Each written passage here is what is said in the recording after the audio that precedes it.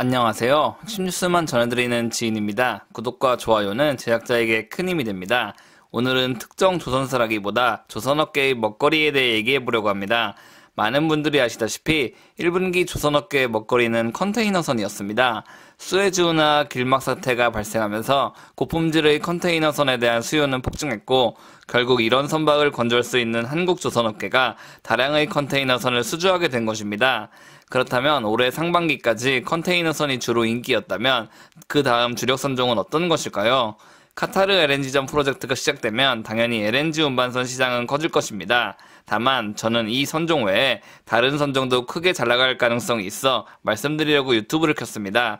그럼 시작하겠습니다. 일단 제가 말씀드릴 선종은 초대형 원유 운반선 VLCC입니다. 여러 전후 사정으로 봤을 때 VLCC가 5월부터 크게 인기를 끌 것으로 예상됩니다. 일단 첫 번째 이유는 사우디, 러시아 등 주요 산유국 협의체인 오펙 플러스가 5월부터 증산 약속을 했기 때문입니다. 이 조치는 7월까지 이어질 예정입니다. 그렇다면 이제 해양수산 분야 정부 출연 연구기관인 한국해양수산개발원의 보고서를 살펴보겠습니다. 이 보고서를 보시면 오펙 플러스의 증산 결정이 있었고 탱커선 폐선이 증가하고 있다고 말하고 있습니다. 이로써 VLCC의 수요는 높아질 것으로 예상하고 있다고 말하고 있습니다. 이에 더해 7월까지 원유 증산이 이어지고 이후에도 추가 증산 가능성도 언급되고 있다고 말하고 있습니다. 이는 코로나19가 완화되면서 원유 감산 분위기는 최소화되고 있고 전 세계에서 원유 수요가 늘고 있기 때문입니다.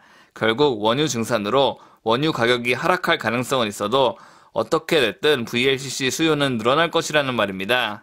그렇다면 VLCC 수요가 확실히 늘고 있다는 증거는 어디서 찾을 수 있을까요? 여기서 우리는 어렸을 때 배운 수요와 공급의 법칙을 생각해 봐야 합니다. VLCC 수요가 공급보다 높다면 VLCC의 성가는 계속 올라갈 것입니다. 따라서 작년 12월부터 VLCC 성가에 대한 자료를 찾아봤습니다. 조선해운 시황분석업체 클락슨 리서치 자료에 따르면 VLCC 성가는 지난해 12월부터 시작해 8,500만 달러, 8,800만 달러, 8,950만 달러, 9,050만 달러를 기록했습니다. 올해 1, 2, 3월도 선가가 꾸준히 증가했다는 것입니다. 이는 VLCC 인기가 엄청난 것을 짐작해야 합니다. 이뿐 아니라 발주 물량도 엄청나게 증가했습니다. 코로나 때문에 2020년 1분기에는 VLCC 발주량은 30만 CGT에 그쳤습니다.